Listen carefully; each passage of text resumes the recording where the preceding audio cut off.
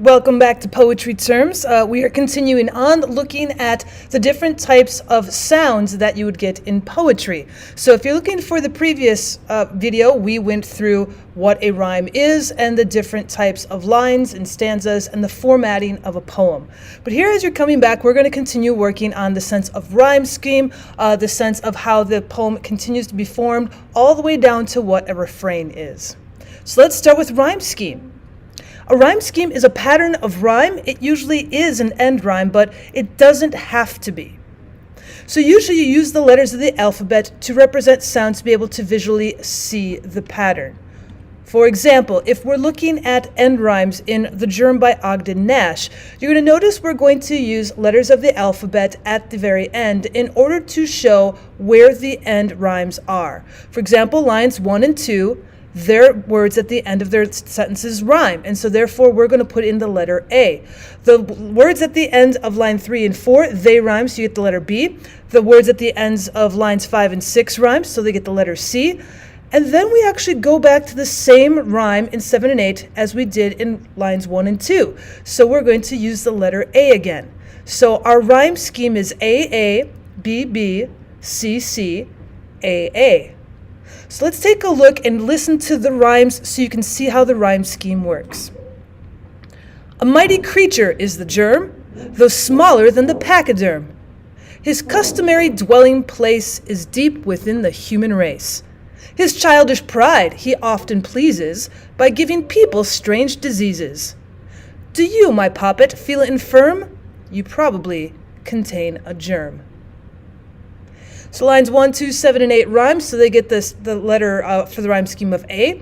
Lines 3 and 4 rhyme, so you get the letter B, and lines 5 and 6 get the letter C. If we had other end rhymes, we would just continue on after C to go to D, E, F, G, and so on. Next, when we look at sounds, you might find onomatopoeia in poetry. Now, onomatopoeia are words that imitate the sound that they're naming. For example, if you're going to be using words that animals make, such as a dog might say woof, we have bees that say buzz. So if you use the actual sound and spell it out as a word, that is onomatopoeia. The next word we have is alliteration, and those would be looking once again at the words and how they correlate to one another.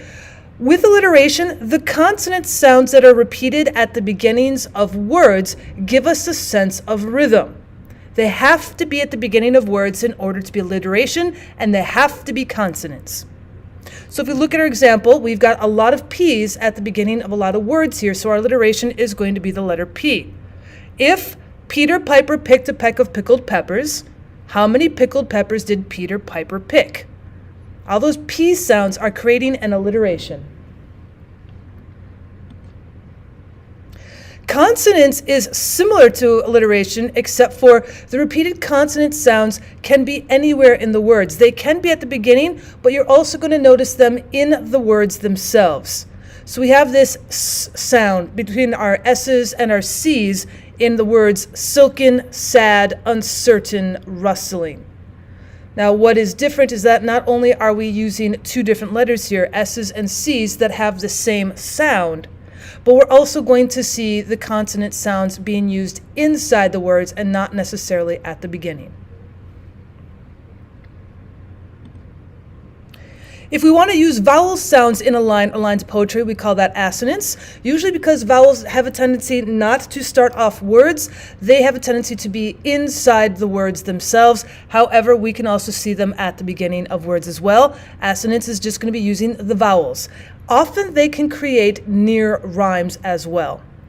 So if you look at the words lake, fate, base, and fade, we have these long A sounds. So if we used those in a pattern in a poem, we would call that assonance. Some examples that you would have in poems. Here we have this O sound, the long O sound in John Masefield. Slow the low gradual moan came in the snowing.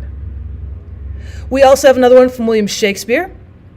Shall ever medicine thee to that sweet sleep. So we have the long E sounds at the end of this that gives us that assonance sound.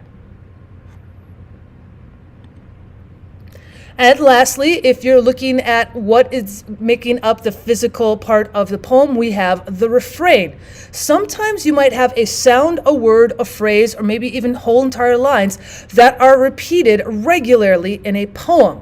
For example, in The Raven by Poe, he has a lot of times put at the ends of his stanzas, "Quoth the raven, nevermore." If you see a sound, a word, a phrase, maybe even perhaps an entire line like in The Raven, being repeated again and again, that is known as a refrain in a poem.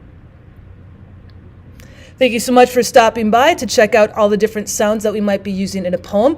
Continue on with my playlist and you'll continue to see more poetry terms. If you'd like to learn more other than poetry, you might want to check out some of my other playlists. I also do lots of figures of speech, lots of elements of literature, and I do go through several novels. Thanks for stopping by.